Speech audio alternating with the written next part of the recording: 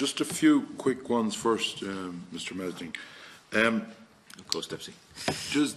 Does the bank at any stage, obviously 3 or 4 months ago you decided that you were doing this, or maybe longer, is there at any stage when you're deciding to take 66%, because it's maybe 66%, that you write out to the customers and say, if you have family or friends or anybody, I'm just looking at your mortgage, there might be 300,000, it should be 200,000, then that they would be offered to the ordinary people rather than making basically vulture funds up? Sorry, run that past me again. What am I being asked to do? Customers of the bank, yes, that had the deals with you, was there at any stage that you contemplated writing to those people when you were prepared to take 60% of the overall debt, to offer them that if they had anybody belonging to them or were in any position, that they may be able to get their hands on that type of money in full and final settlement? Was that ever contemplated by the bank? I wouldn't do that for 2 reasons. The first reason being that it creates a risk that actually there's a knock-on effect for those who might see that the bank is doing deals, and that's not how it works. And then secondly, I wouldn't do it because my duty is to all Irish taxpayers to get the best possible deal that I can, and a deal which, like Glen Bay, is a better outcome than hypothetical individual deals with customers. They're the 2 reasons why I wouldn't do it. So it's a better outcome to maybe people lose their house down the road than maybe family or somebody be able to come in and help them when they'll be going for the 33% more. You think that's a better outcome, do you? My duty is to get the best outcome for all Irish taxpayers, and I'm confident that I've achieved that. From what I've heard earlier on, you have stated that the Minister for Finance and the Department of Finance gave you the go-ahead to do this. Is that correct? I didn't say that. Under the framework agreement, we are obliged to consult with the Minister for Finance. If your question was there any objection from the Minister for Finance? We consulted with the Minister for Finance. The deal has proceeded. That's my conversations with the Minister for Finance are. I can't comment on his behalf. We consulted as per the framework. I'm asking you a very simple question. Was there any objection from the Minister for Finance or the Department of Finance with the loans being sold on? I only have to consult. I consulted, and the Minister for Finance was content that the transaction proceeded. Can you tell me, in the loans at the moment, we would have people that would have entered into an agreement with you that they may have 6 payments before they get their overall decision on the length of time or the agreement that will be put in place. How does that stand at the moment? Who's going to make the decision on that? Is it Mr. Ryan or is it your bank? That people that in June or July were told that they pay 6 payments and then they'll get a deal for whatever length of time, and Christmas is coming, which of December will be their last month, so you'll be in January, you'll be getting your lovely letter from me telling you of the deal going into the future. Who's making the decision now on those people? Yes, sir. Those customers are not included in the transaction. The only customers that are included have actual AORAs in place. Right. And in the line of selling houses, because I'm actually selling a house with a distressed mortgage at the moment, and this is in your previous one, to get agreement at the end, after you announcing the sale of them, we've been told by your bank that they have to go and get agreement from the buyer of that, the loan. Is that correct? You're talking about a Project Gloss transaction. Yeah. To the best of my knowledge, we're here to talk about Project Glen Bay. Well, it's a simple question. It will work the same with this in 6 months' time. I'm not here to talk about Project Gloss. You're right. I'm not here to talk about Project Gloss. I'm here to talk about Project Glen Bay. That was the rules. If you were negotiating with you at the moment for a loan to sell that somebody was selling their house, and as it takes a few months, in a few months' time, before this has completely gone through, who's going to making the decisions? Is there an obligation on ye, before you take the price that's offered for the house, that you have to contact Mr. Ryan? we'll work on this one if you don't want to work on the other one. The answer is yes. We would consult with Pepper with regard to So that. to be them that will be making the final decision. We would consult. We would be Yeah, dealing this with word the customer and consult, we're consulting with everyone. I'm asking who's making the decision. Well, the situation in this regard, this portfolio is unlike Gloss because these are customers who actually are performing to terms that are already agreed. Yes. In Gloss, there's obviously more difficult cases that we would have discussed at this committee before. So the situation is that the beneficial interest of these loans is now Glen Bay's, in Glen Bay's name. Pepper are the master servicer in that regard. We're the sub-servicer for the next 6 months. So we would consult with Pepper in that regard. Right. To Mr. Ryan, in where there's agreements to be reviewed in 3 years, if what you were saying to me, or maybe, and just to clarify it, if the incomes and the SFSs are the same, you're willing to continue those agreements on until the loan is finished? Yeah, Deputy, for the question, I would clarify, it's not that we're willing, we're obliged to continue them on, and per my statement earlier, we will honour the arrangements if there is no change in circumstance. And can you just, because Deputy McGuinness and myself be fairly used to dealing with different banks and vulture funds, and we are in situations, you're familiar with Capita and the different names they have, and Promontory and all those. And just explain this to me. When some public rep goes to represent somebody that may be in financial difficulty and they talk to ye, can you give me the chain? Are ye the middleman like Capita, or there's talk about Goldman Sachs? Can you tell me the different sort of pieces of the jigsaw that's involved in all of this? So I think it's important to look at all those arrangements. It's difficult to generalise, but let's talk about Glen Bay and how that will work. Yeah, so if there's an associated third party, if there's an ATP third party, and if you or one of your colleagues is representing a borrower or consumer within Glen Bay, you would deal with Pepper. If it was around, let's say, let's bring it to an example, if it was around a restructuring arrangement in terms of a view in terms of what the outcome is, a view that their circumstances have changed or haven't changed, you would ultimately deal with Pepper. You would deal with Pepper? Yes. Right. In the line of somebody, and we are getting letters at the moment, mortgage to rent, right? If you're eligible for social housing, obviously you're eligible for mortgage to rent in a distressed scenario.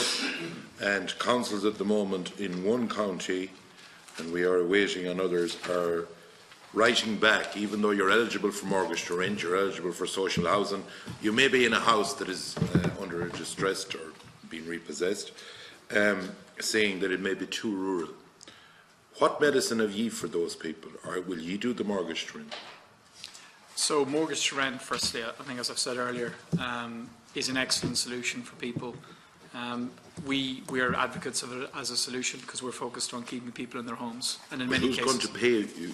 Did you hear what I said there about the councils? Yeah. The councils have written back to the housing body and said, we think that this is too rural.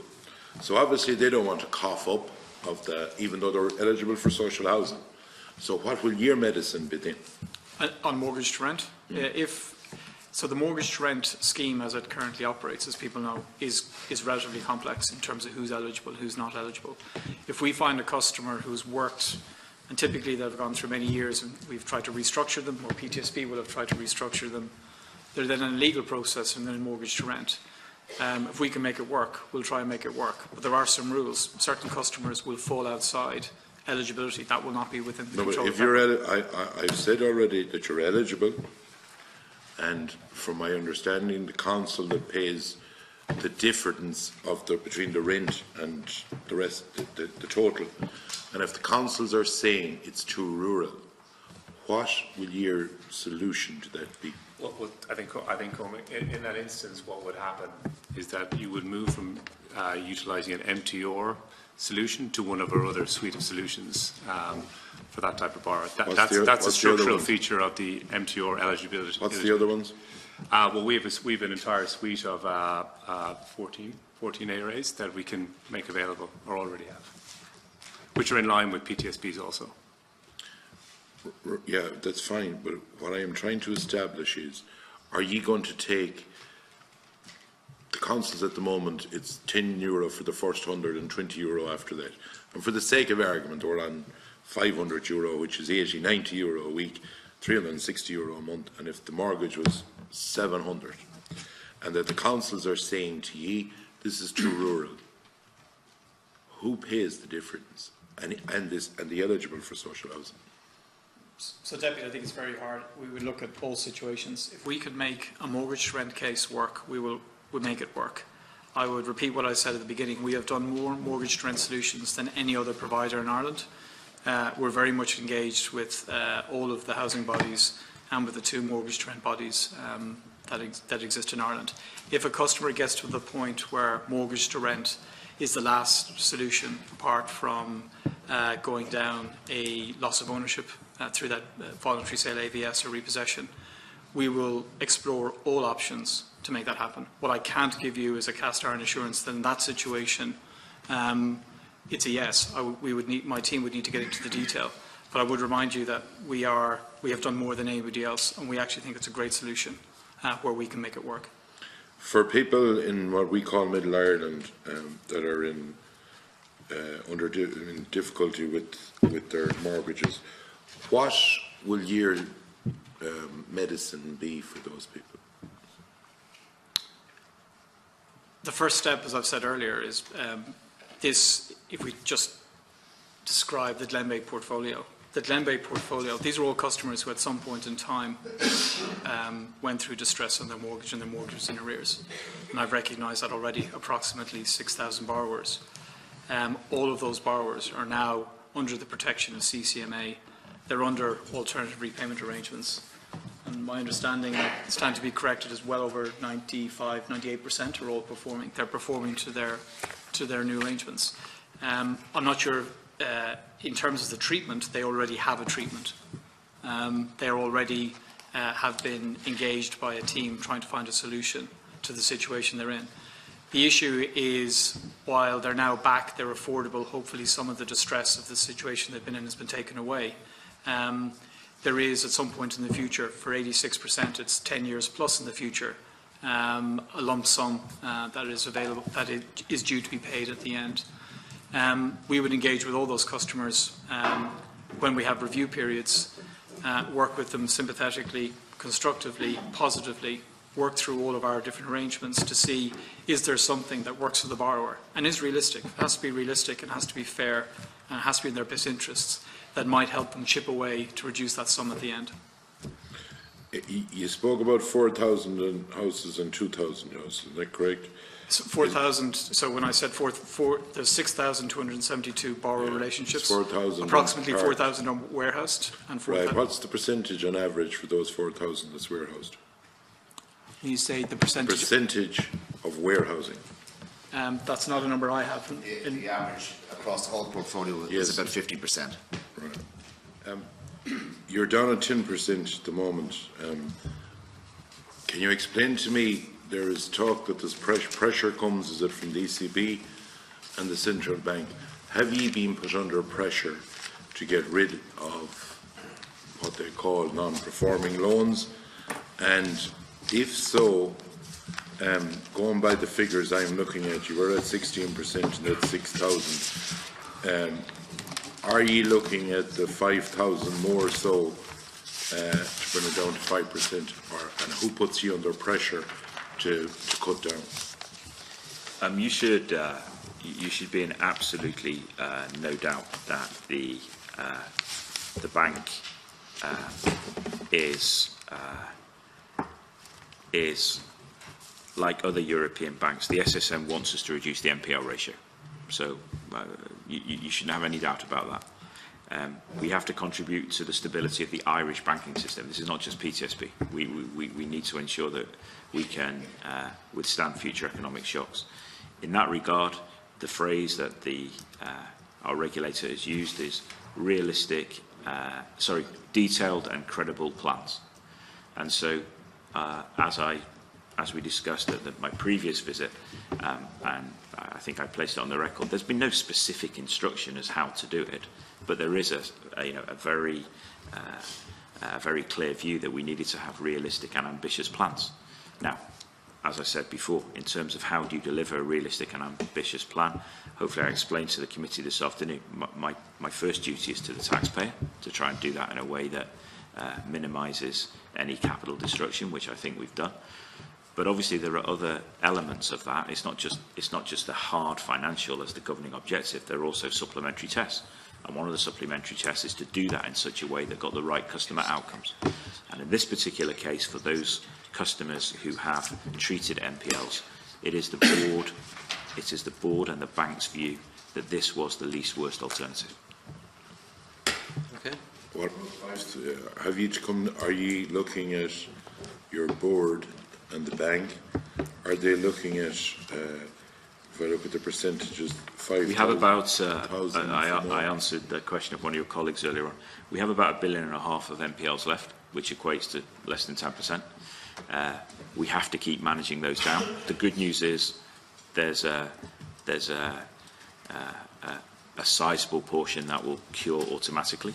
And then for the rest, we need to look at different alternatives. And so I wouldn't rule anything in and I wouldn't rule anything out. And that was the answer I gave to your colleague earlier on.